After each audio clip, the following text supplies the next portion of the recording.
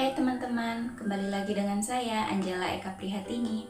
Apa kabar semuanya? Semoga bisa dilewati. Kali ini kita cerita kembali tentang asam lambung dan gangguan kecemasan. Teman-teman, apa sih dampak dari kita mengalami sakit lambung yang disertai dengan kecemasan terhadap diri kita, terhadap orang lain, dan terhadap lingkungan kita? Teman-teman, kalau menurut pengalaman saya, dampaknya itu ada dua, teman-teman. Yang pertama adalah dampak negatif. Dampak negatif itu misalnya terhadap diri saya sendiri, saya jadi orang yang kurang percaya diri, saya jadi orang yang pendiam, pemalu, kurang ceria, terus lebih senang sendiri gitu ya teman-teman, tidak terlalu banyak bicara, kemudian lebih sering melamun teman-teman. Semenjak saya mengalami sakit itu dampak negatifnya. Kemudian dampak negatif terhadap orang lain, misalnya orang dekat kita ataupun orang di sekitar kita, adalah hubungan kita terhadap orang-orang di sekitar kita jadi kurang baik teman-teman. Kita jadi jarang bicara dengan orang, kita jadi lebih banyak diam. Kalau misalnya pun kita bicara dengan orang lain, contoh kalau saya dulu misalnya dengan suami saya, karena suami adalah orang yang terdekat dengan saya jarang berbicara gitu teman-teman. Adapun berbicara itu, yang saya bicarakan hanya tentang sakit saya, hanya tentang ketakutan saya. Jadi jarang ada pembicaraan yang baik gitu ya teman-teman, yang pembicaraan yang seharusnya seperti orang normal pada umumnya gitu ya. Jadi pembicaraan itu tentang ketakutan, tentang kepanikan, tentang kecemasan, dan itu terus yang selalu saya bicarakan. Terus kalau misalnya suami ataupun orang terdekat kita seolah tidak mengerti apa yang kita bicarakan, apa yang maunya kita itu lebih mudah marah teman-teman. Kita lebih mudah marah, seolah-olah orang lain itu tidak mengerti apa maunya kita gitu ya. Karena kita cuma inginnya itu didengar gitu, kecemasan kita, ketakutan kita cuma mau orang lain itu dengar gitu. Padahal teman-teman, kalau lebih sering kita bercerita tentang ketakutan, kecemasan kita, itu menambah energi negatif lagi terhadap diri kita sendiri. Dan orang di sekitar kita pun jadi kurang tertarik gitu untuk berbicara dengan kita.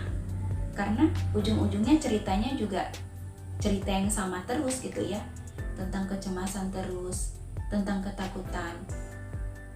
Tidak ada hal-hal lain yang dibicarakan gitu ya teman-teman. Jadi secara tidak langsung kita jadi tidak sadar gitu ya, kalau pengalaman saya, hubungan kita dengan suami kita, orang terdekat kita, jadi kurang harmonis teman-teman, jadi kurang baik gitu ya.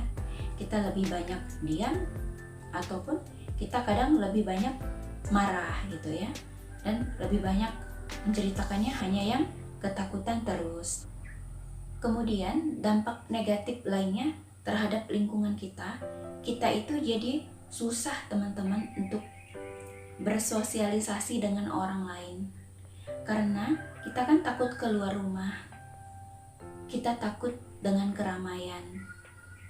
Misalnya kita punya teman mengajak kita untuk bertemu atau untuk jalan-jalan ataupun untuk berkumpul, sekedar bercerita gitu.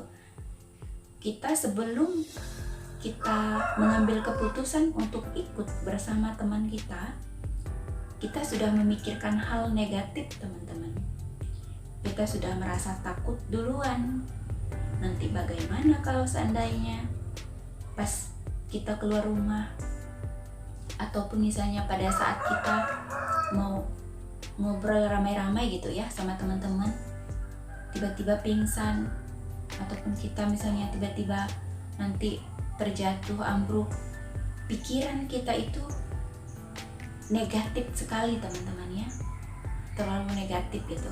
Jadi itu dampak negatifnya juga terhadap diri kita sendiri, terhadap orang lain, orang di sekitar kita, dan terhadap lingkungan kita.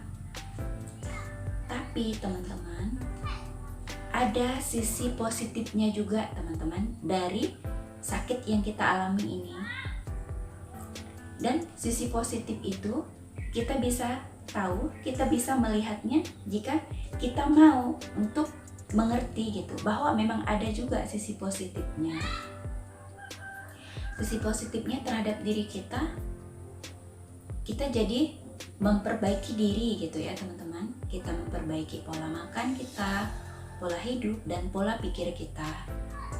Kemudian terhadap orang lain, kita jadi berusaha untuk membangun hubungan yang baik gitu terhadap orang-orang di sekitar kita, terhadap orang-orang terdekat kita.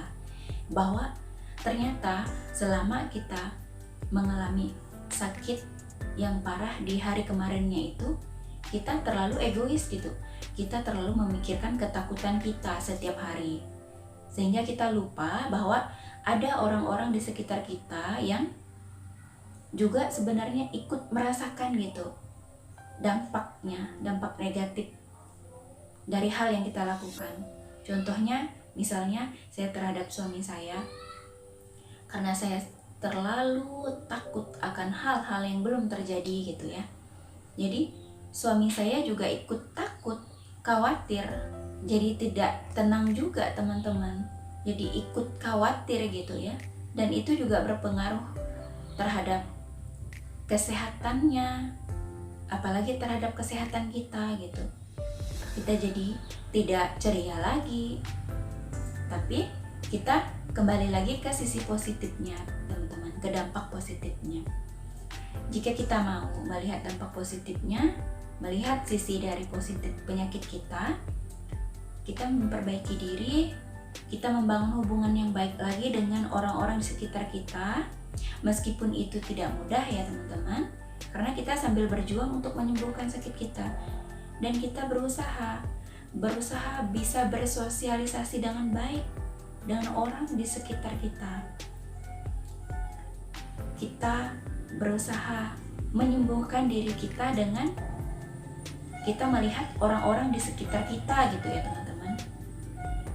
Jadi kalau misalnya dari teman-teman ada juga yang mengalami pengalaman yang sama seperti yang saya rasakan, teman-teman boleh cerita di kolom komentar ya. Dan terima kasih banyak teman-teman yang sudah menonton video ini sampai habis. Terima kasih sudah mendukung saya dengan mensubscribe channel ini. Bagi yang belum, silahkan subscribe dulu. Jangan lupa aktifkan tombol loncengnya supaya teman-teman tahu ada video terbaru dari saya. Teman-teman jangan lupa like juga ya, komen, dan bagikan setiap video saya ke seluruh media sosial yang kalian punya. Terima kasih banyak teman-teman, semoga bermanfaat.